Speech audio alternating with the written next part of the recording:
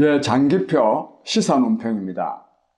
어제 청와대에서는 시민사회단체 대표들을 초청해서 문재인 대통령과 간담회를 가졌다고 합니다. 근데 그 간담회에서 전국 청년 네트워크 대표 엄창화 씨라는 사람이 말하면 대통령 앞에서 정권이 바뀌어도, 즉 촛불 집회를 통해서 새로운 정권이 들어서면 특히 우리 청년들이 정말 살기 나아지지 않을까 싶어서 굉장한 기대를 했는데, 정권이 바뀌어도 우리 청년들의 처지는 아무것도 달라진 것이 없다 라고 하면서 대통령 앞에서 오랫동안 말하면 울음을 거치지 못했답니다. 국민 여러분, 청와대까지 가서 참 대통령 면담도 하고 그러면서 이렇게 울었다는 것은, 이게 정말 오늘 우리 청년들이 처한 현실입니다. 진짜로 청년들이 아무래도 촛불 집회, 남녀노소 할 거 없이 많은 사람들이 갔지만, 그래도 정말 나라가 정말 근본적으로 바뀌기를 바라는 청년들이 가장 많이 참여했죠. 근데 이 좀 촛불 집회를 통해서 정말 이게 나라냐, 세상을 바꿔야 된다 해가지고 참여했는데 나아진 게 하나도 없다. 자세한 이 문재인 정권의 이 청년 대책이 아무 실효성이 없음을 드러내는 말들을 많이 했습니다. 근데 청년 여러분, 제가 여러분들에게 좀 말씀드립니다. 제가 나아진 게 없습니다. 나아질 게 없습니다. 그런데 제가 오늘 청년 여러분들에게 우리 청년들도 바른 인식을 가져야 된다 하는 말씀을 드립니다. 이 문재인 정권 초기에 촛불 집회했던, 흔히들 이 문재인 정권을 촛불 정권이라 그러는데, 촛불 집회 한 사람들이요, 저도 촛불 집회 매번 참석했습니다만, 문재인 씨 같은 사람 대통령 만들려고 촛불 집회 한 게 아닙니다. 촛불 집회는 박근혜 정권을 물리치고 뭔가 나은 새로운 정부가 들어서게 하기 위해서 촛불 집회를 한 것이지, 꼭 문재인 씨를 대통령 만들려고 했던 것은 전혀 아닙니다. 마침 말하면 이 박근혜 대통령이 탄핵을 통해서 물러남으로써 60일 안에, 헌법상 60일 안에 대통령 선거를 치루어야 했기 때문에 제1야당의 가장 유력한 대통령 후보였던 문재인 씨가 대통령이 되었을 뿐입니다. 만약에 기간이 60일이 아니고 한 6개월 정도 되었다면 제가 볼 때는 문재인 씨는 절대로 대통령이 되지 않았습니다. 왜? 그 사이에 문재인 씨가 아닌 다른 사람이 말하면 대통령 선거에 나갈 수 있는, 출마할 수 있는 준비를 해가지고 다른 사람이 나갔을 건데, 탄핵을 통해서 딱 물러나니까 60일 안에 선거를 해야 되기 때문에 제1야당의 유력한 후보였던 문재인 씨가 대통령 된 겁니다. 그 다음에 그랬다 하더라도 지나고 보니까 드루킹 사건이 없었더라면 문재인 씨가 대통령 안 될 가능성이 굉장히 컸습니다. 우선 안희정 씨가요, 굉장히 진짜 다크호스로 문재인 후보하고 많이 추격할 상황이 있잖아요. 저는 안희정 씨를 만나보지 않아서 모르겠는데, 안희정 씨가 그때 당시에 묘한 말을 했어요. 뭔가 나를 음해하는 세력이 있다. 지금 이 안희정 씨가 지금 무슨 미투 사건에 관련돼 가지고 아무 말도 할 수 없는 처지에 지금 또 구속됐죠. 처지에 놓여서 그렇지, 아마 그런 일이 없었다면 아마 이 드루킹 사건이 났을 때 이 피해자는 나다, 아마 이렇게 말했을 가능성이 굉장히 있습니다. 그러니까 민주당 후보가 문재인 씨가 안 되고 안희정 씨가 될 가능성이 있었다, 이 말씀입니다. 즉 촛불 집회가 문재인 씨 대통령 만드는 게 아닙니다. 그 다음에 진짜 피해자는 안철수입니다. 안철수 씨입니다. 즉 안철수 후보가 문재인 후보하고 한 2, 3% 차로 막 따라갔거든요. 그때 이 드루킹이 엄청난 이 말하자면 이 온라인 조작을 해가지고 안철수를 떨어뜨리고 문재인 후보를 이렇게 세운 거. 만약 이런 일이 없었더라면은 안철수 씨가 대통령 될 가능성도 있었습니다. 그래서 이 촛불 집회가 무조건 하고 뭐 문재인 대통령 만드는 건 아니다. 이 말씀을 하나 드리고 어쨌든지 우리는 촛불 집회를 통해서 정말 뭐 청년들뿐만 아니라 이 나라 국민들이 정말 안정되게 살 수 있는 그런 나라가 되기를 바랐는데 이 문재인 정권이 들어서 가지고요 안정되기는 그냥 요즘 더 어려워졌습니다. 근데 청년들도 어려워졌습니다. 근데 내가 청년 여러분들한테 말씀드립니다. 이미 문재인 정권 들어서서요 상당 기간이 지났는데 청년 여러분들 이 정권이 우리 청년 실업 문제를 비롯한 이 청년의 문제를 해결할 가능성이 있어 보입니까? 전혀 없습니다. 그런데 제가 이 청년 여러분들에게 말씀드릴 일은 문재인 정권이 막연하게 잘못한다 이렇게만 말해서는 청년 문제가 저는 해결되지 않는다고 생각합니다.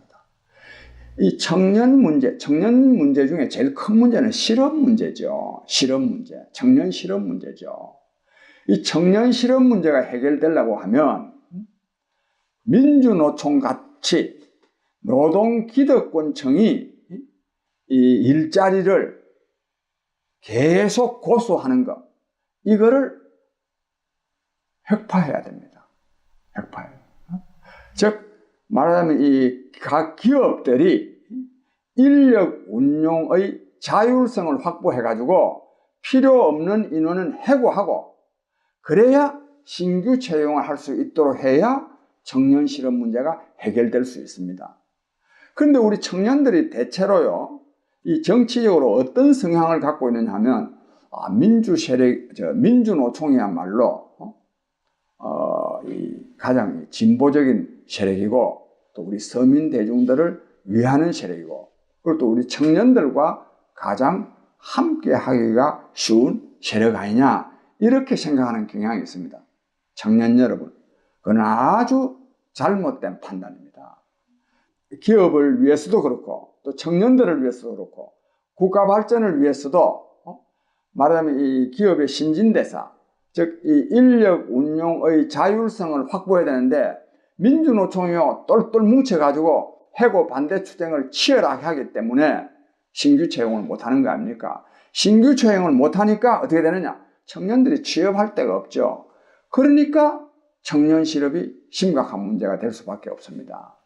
저는 좀 오래전에 정리해고가 문제가 될 때 대학에 가서 강연을 하면 내가 이 정리해고를 할 수 있게 해야 된다. 문제는 정리해고된 사람들도 살아갈 대책을 국가가 강구해야 된다. 즉 정리해고가 되더라도 말하자면 살아갈 수 있는 대책을 즉 사회보장제도를 강구한 가운데서 기업은 필요 없는 인원은 내보내는 이 정리해고를 할 수 있게 해야 된다. 이래야 기업도 발전할 수 있고 국가도 발전할 수 있고 또 청년 실업 문제도 해결될 수 있고 또 국민의 복지도 확충될 수 있다. 제가 이런 강연을 많이 했습니다. 학생들한테 물었습니다. 학생 여러분은 정리해고를 찬성하여 반대하여 물으면 반대입니다 그럽니다.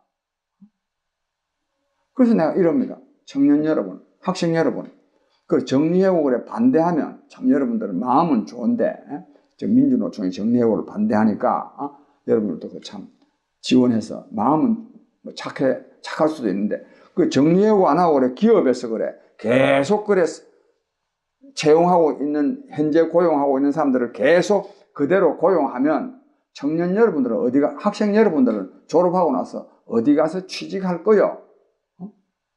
내가 이렇게 물은 일이 있습니다. 그렇습니다.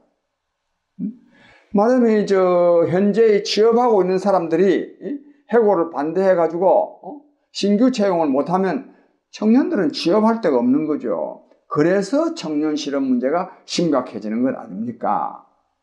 그런데 이 청년 실업 문제가 심각하면요, 청년들만 고통스러운 것이 아니라 기업도 잘 안 되고 국가적으로도 엄청난 손실입니다. 그리고 국민 모두도 불행해집니다. 왜 그러냐?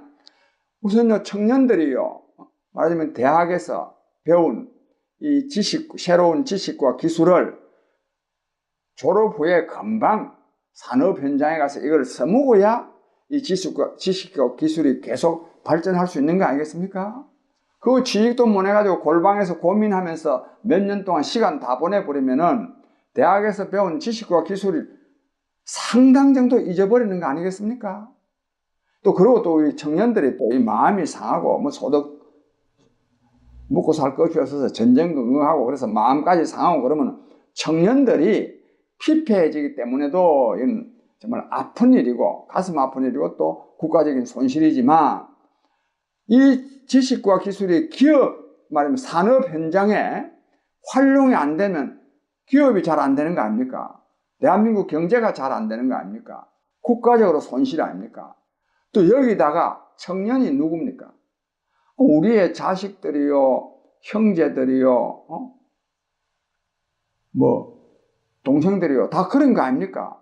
그런 사람들이 계속 취직 못해가지고 고민하면, 그 부모들, 형제들 다 고민 아닙니까?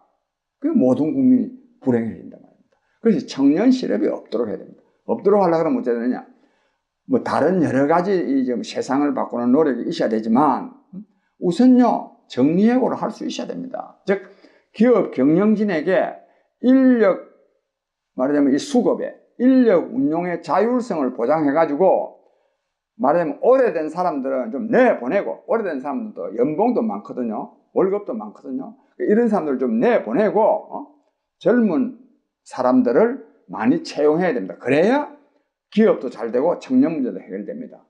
근데 문제는 뭐냐? 앞서 말씀드린 대로 해고된 사람도 사는데 걱정이 안 해도 되도록 사회보장제도가 뒷받침돼야 됩니다. 뒷받침돼야 됩니다. 우리는 지금 이것이 지금요 미스매치 되어 있습니다. 이게 다른 나라는요 미국이나 독일이나 프랑스나 이런 데는 해고를 해도 우리나라처럼 막 사생결단하는 이런 투쟁을 하지 않습니다. 제네럴 모터스 같은 경우에 1987년부터 92년까지에 종업원 70만 명을 35만 명으로 줄였지만 반으로 딱 줄였어요. 70만 명. 그런데 35만 명이 얼마나 많습니까? 그 사람들이 전부 다 파업했으면 미국만 대혼란이 일어나는 것이 아니라 전 세계가 혼란이 일어나지 않겠습니까? 그러나 그래 투쟁 안 합니다. 왜? 해고되더라도 먹고 살 수 있는 것이 보장되기 때문에 물론 취업해 있을 때보다는 못하지만 그것도 합리적으로 기업이 필요 없다 해서 내보내는데 그 합리적인 이유가 있으면 자기가 좀 어려워도 받아들여야 될 거 아닙니까? 우리 청년 여러분 이런데도 불구하고 청년 여러분들은 문재인 정권이나 또는 민주노총 같은 데 전혀 비판하지 아니하고 그 사람들의 주장이 그 사람들이 오히려 우리 문제를 해결해 줄 것이다 라고 생각한다면 그건 엄청난 착각 아닙니까? 그래서 제가 청년 여러분들에게 말씀드리는데 근본적으로 국가 운영 체계를 바꿔야 됩니다. 말하자면 세상을 바꿔야 됩니다. 그래서 여러분들이 헬조선이니 3포 세대니 M포 세대니 하고 있을 일이 아닙니다. 여기다가 또 공시족이라고 하지 않습니까? 공무원 시험에만 어떻게 하든지 공무원이 돼서 내 혼자만 나라도 또는 나 혼자만이라도 어떻게 좀 어려움에서부터 탈출해서 잘 살아보겠다 이런 생각을 할 일이 아닙니다. 우리 청년 여러분들이 청년답게 아니면 이 나라 정치를 근본적으로 바꿀 수 있는 새로운 정치의 주체로 나서주기를 바라고 마침 우리는 이러한 뜻에서 국민의 소리라고 하는 말하자면 정치 결사체를 만들려고 하고 있습니다. 마침 그 창립일이 모레 4월 4일 목요일 오후 3시입니다. 우리 청년 여러분들도 관심 가지고 앞으로도 우리와 인연이 되어서 말하자면 이 청년 문제를 해결할 뿐만 아니라 이 나라 또 정치를 근본적으로 바꿀 수 있는 새로운 정치 결사체의 중요한 주체가 되어 주기를 제가 바랍니다. 감사합니다.